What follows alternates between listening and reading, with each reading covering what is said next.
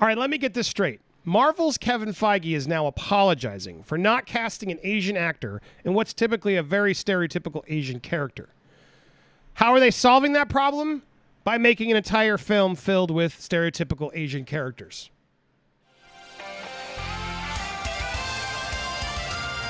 Welcome to Popcorn Planet. I am Andy Signore, and Kevin Feige is apologizing indeed for whitewashing the role of the Ancient One in Doctor Strange. Now, if you don't remember this controversy, I want to go back. Now, Doctor Strange was the Ancient One was played by Tilda Swinton. In the comics, it was an Asian man. And some found that role and rather stereotypical. And so Marvel at the time, when there was a lot of uproar back when this was 2016, they responded with a statement saying, Marvel has a very strong record of diversity in casting its films, regularly departs from stereotypes and source material to bring its MCU to life. The statement read, the Ancient One is a title that not exclusively held by one character, but rather a monkier passed down through time. In this particular film, the embodiment is Celtic. We're very proud to have the enormously talented Tilda Swinton portray the unique, complex character alongside our richly diverse cast, which it was. I forget that character. Chiwetel Ejiofor's character in the comics was a white guy, and, they changed that, and I thought he did a good job. So it was a diverse film. Benedict Wong was in there as well. Anyway, on the heels of the film's release, though, a lot of people were really upset because the Ancient One is depicted as being Tibetan in the comics, and Swinton is a British white woman. Sources close to the project told The Wrap at the time that Marvel intentionally sought to distance itself from the Tibetan depiction of the Ancient One because they didn't want to have it be too similar to Batman Begins, they said. And then apparently also... there was also rumors here that the studio wanted to avoid offending the Chinese government, according to insiders who spoke with the New York Times, because the creators didn't want to lose out on the China's profitable and growing international market. The Ancient One was a racist stereotype from who comes from a region of the world that is very weird in a very weird political place, said Doctor Strange screenwriter. He originates from Tibet, so you acknowledge that Tibet is a place, and then he's Tibetan. You risk alienating 1 billion people. So that's what they sort of went out there. That's what the insiders were sort of saying at the time. But people were complaining. George Takei was one of them out there. So let me get this straight. You cast a white actress so you wouldn't hurt sales in Asia. It's backpedaling is nearly as cringeworthy as the casting. Marvel must think we're idiots. Marvel already addressed the Tibetan question by setting the action in Ancient One in Kathmandu, Nepal. In the film, it wouldn't have mattered to the Chinese government by that point whether the character was white or Asian, as it was already in another country. So this is a red herring, and it's insulting that they expect us to buy their explanation. They cast Tilda because they believe white audiences want to see white faces. Audiences, too, should be aware of how dumb and out of touch studios think. Look, I was with him until he said this. I can't find proof of that. Now, he believes that. It is what it is, but I think that's where this gets a little too far. I think Tilda Swinton is a cool actress, and they wanted to try something a little mysterious. She's played Bob Dylan. She's like, they wanted to be sort of transcend race and gender, and I think that's Tilda Swinton likes to sort of push those boundaries. So when I think of someone who's like gender neutral, all those things, like Tilda Swinton is who I think of. So I think that's what they wanted to do, is cast somebody who could sort of, be a clean slate in a way. So I don't believe here that this was what was going on. Do I believe this happens in Hollywood? Sure. But there's no proof that it happened here. You know what I mean? For those of you that say she's an actress of fiction, remember that Hollywood has been casting white actors in Asian roles for decades now. We can't keep pretending there isn't something deeper here. If it was true that actors of Asian descent were being offered choice roles in films, these arguments might prevail. But there has been a long-standing practice taking roles that are originally Asian and rewriting them for white actors to play, leaving Asians invisible on the screen and underemployed as actors. Now, he's right. This part I do agree with.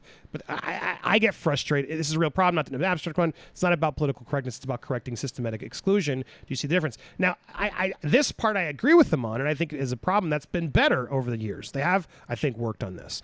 But where I get stuck is like, is Shang-Chi the solution? Because, granted, China has a lot of its own issues and things, but they're already criticizing it, that this is a racist stereotype of why does he have to, all the lanterns, the color red, all the martial arts, etc. Why do Asian films always have to revolve around that sort of feel and look and aesthetic? And that's a valid point. So Marvel's trying to do better, but they're still like stereotypically pandering. Kevin Feige seems to want it all ways. Now, to be fair, I haven't seen the film yet, but there is a lot of red and lanterns and things that they were complaining about. But that's where I find the hypocrisy here and sort of the silliness of just like, what? I mean, I think he had a valid reason as to why they made the casting. I feel like he should stick to it. Now, if he really wants to do better, then start casting Asian actors in roles that aren't the kung fu masters or the ancient ones. Like figure out a way to make that, like what's his name, Randall Park in Ant-Man and in WandaVision. That's great, right? Just put more talented Asian actors in roles as the agents and fun parts, and I think that's where you actually do better. And so anyway, here's Kevin Feige now. After all, it's definitely a tougher world we live in where everybody is criticizing even more than they were in 2016. And so Kevin Feige is out there trying to right the wrongs. Let's not forget Kevin Feige, very rich white man in charge of it all. Most people in charge of these studios, all very rich white men who are, I feel like, doing these gestures to attempt to keep their jobs. So they seem like they're not the enemy; they're the ally. And so, granted, they have to do it, but there's just always something annoying, rubs me the wrong way of when you see Kevin Feige of all people. Dude, why don't you give up your job then? Honestly, let's represent better. No. Anyway, so here's his thought. It was a wake up call to say, well, wait a minute. Is there another way to figure this out? Is there any way to not fall into the cliche and cast an Asian actor? And the answer to that is, of course, yes. So this was an interview he did with Men's Health.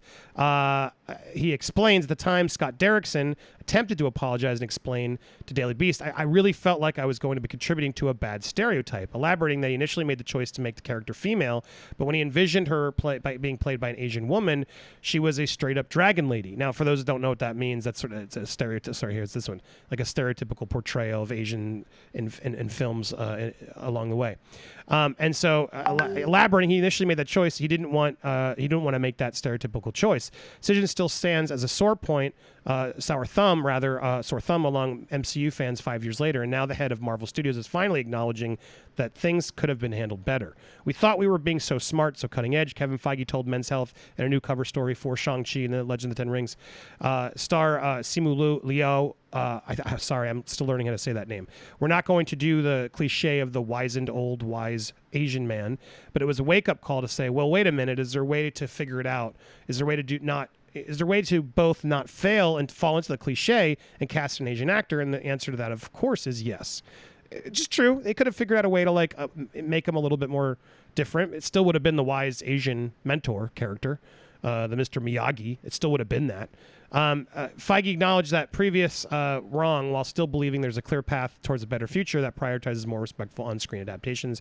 And the story reveals that the story of Shang-Chi comes from a binder that's existed since Marvel Studios' inception, filled with great characters who could make great movies regardless of how famous they were. Now, I love this spin of why they're doing it now. Oh, Shang-Chi was always on our list. And so now there's a lot of explaining as to why this is happening in the first place. And this is kind of interesting to listen. So he talks about here how in the beginning of the Marvel sort of movie experience, they made films like X-Men, which had been the company's most popular comic for a long time, and then Blade, which most people didn't even realize was based on a comic. It sort of proved early on that it wasn't about how famous the character was, but how great their potential was for becoming a cool movie or a series of movies. Shang-Chi has had that potential for so long.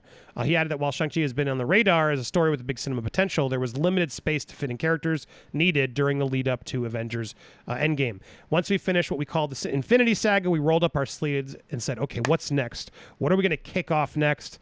The next sort of evolution of the MCU post our first big saga, and that's why Shang-Chi was at the very top of that list. Interesting. Now, remember that when we see it. This was the story that was at the top of Marvel's list. After the Infinity Saga, with all of Marvel unlocked, what is the most exciting and important thing to kick off next? This film. Now, I'm not saying that was the bad choice. I haven't seen it yet, but telling to hear them say that. Or is it justifying? So anyway, he goes on and explains, it was a fairly obscure character. And he believes that Luau is the perfect man for the updated story. It's about having a foot in both worlds, he says, in North America world and in China, and Simu fits that quite well. Now, look, China doesn't seem like it's even going to release this film, which is even more amazing to know that this was clearly made to appease both huge markets. I don't care what Feige says. Of course, he wanted this movie to do huge in China and huge in North America. Pre-pan, everything, like, that was the plan, and that, to me, is the reason why he did this. I do believe he believes in diversity and he wants to do the right thing. I don't think he's lying about it. But, you know, I think they saw that Black Panther did really well. And that was another film that didn't have, you know, there weren't a lot of major, huge tentpole films starring black superheroes. And they crushed it. It was a great film. And I think he thought, well, you know what? Great. Now we can do that for an Asian audience. And I understand the reasoning. Like, I'm not against it all. But there's just a little bit of hypocrisy here of just the fact that it's a martial arts movie at the end of the day. And that's, I don't know. It just feels like that's the first Asian representation always has to be martial arts.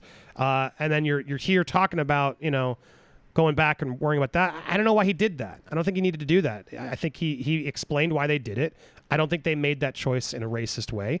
Sure, I guess they could have probably cast somebody, but they should allowed to be creatively cast whoever they want.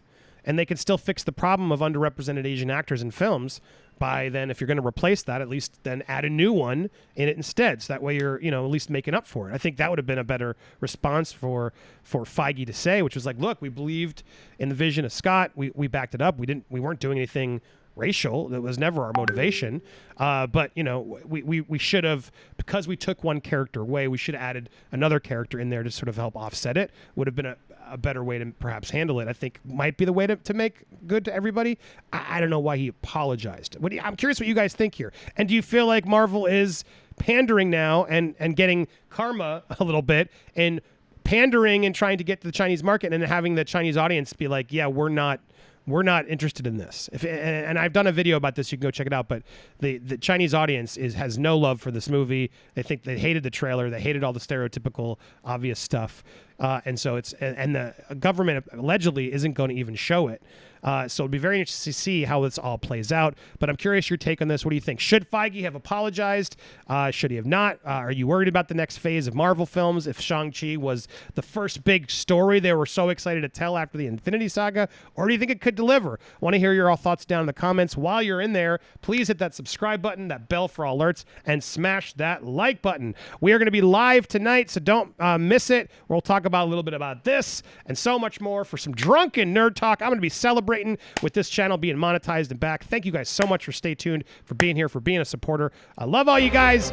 We'll be back with more content soon. Join us tonight, 9 p.m. Eastern Standard, every Thursday and Tuesday here on Popcorn Planet. Or click these.